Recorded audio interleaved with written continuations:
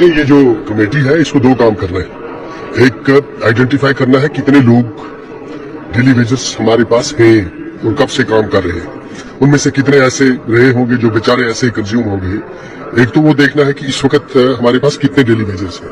दूसरा ये देखना है कि इसकी फाइनेंशियल इम्प्लीकेशन क्या होगी, यानी कि जब आप कन्फर्म करते हैं तो अगेंस्ट पोस्ट करते हैं कन्फर्म, तो इसके कई कानूनी ज़ाब्ते होते हैं, कानूनी लिवाजबात होते हैं।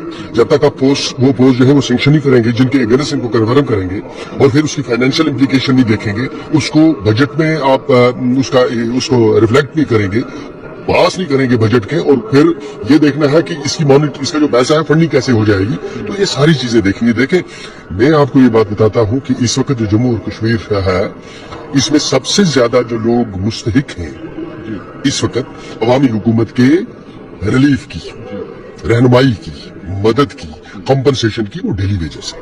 पीएचई के डेली वेजर्स हो, पीटीडी के हो, हॉस्पिटल्स में काम करने वाले हो, एनवाईसी हो, ये वो लोग हैं जो वर्चुअली इस सिस्टम को जिंदा रखे हुए हैं। अगर इनको इस सिस्टम में से बाहर निकाल ले, न पानी होगा, न बिजली होगी, न कोई और काम होगा। ये एक ह्यूमन इशू है, लेकिन इसका ये भी देखना चाहिए कि ये ह्यूमन इशू उतनी देर ह्यूमन इशू रहता है जब तक पेट में कुछ है। जब पेट में कुछ नहीं होता तो फिर इसकी लेवल बढ़ जाती है।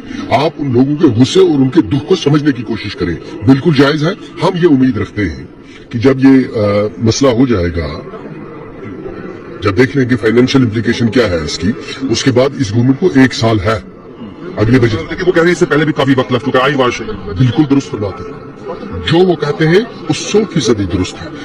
ये हम सब के लिए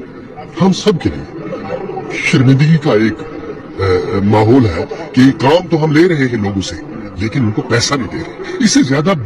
इससे ज्यादा शर्मिंदगी और नदामत की क्या बात हो सकती है कि आप अपने लोगों से काम ले, अपनी रियासत को चलाने के, लेकिन उनको मुआवजा तनख्वाह न दें। इससे बड़ी बदकिस्मती क्या होगी किसी माशरे की? तो उनसे माफी मांगी जा सकती है और उनको कहा जा सकता है कि हमारे गुनाहों को माफ करो, क्योंकि अगर वो माफ नहीं करेंगे, दिल से माफ नहीं करेंगे, तो ये जितने भी सिस्टम में बैठे हुए लोग हैं ना कुर्सियों पे, ये जब अल्लाह के सामने खड़े होंगे तो इनको एहसास होगा हम कहाँ खड़े हुए हैं। ये सब कुछ बन सकता है, मुझे अब कंप्लीट करने हैं, ये सब कुछ बन सकता है, सब कुछ बन सकता है, लेकिन जो ये इनका जो दुख और दर्द है, अगर उसका मुदावा नहीं होगा ना, तो अल्लाह जब खींचेगा, इंसाफ करेगा, तो ऐसा इंसाफ होगा कि हमारी 7 कुर्सियों को याद रहेगा।